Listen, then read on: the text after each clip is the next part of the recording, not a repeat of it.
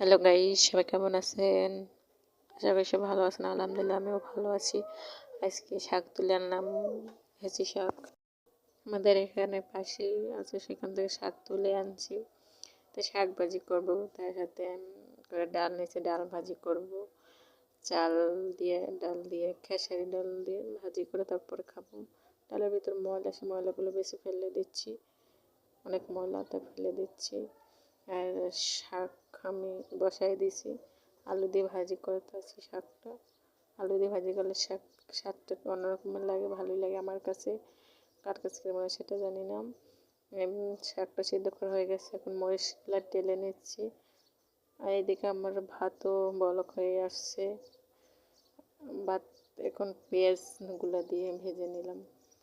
আর কে খেয়ে হেঁচি শাক পছন্দ করেন অবশ্যই জানাবে। এই তো আমার শাক প্রায় হয়ে গেছে ভাজি করা। ওকে, সবাই ভালো থাকবেন, ধন্যবাদ। আবার দেখা হয়ে যাবে নতুন কোনো ভিডিওতে।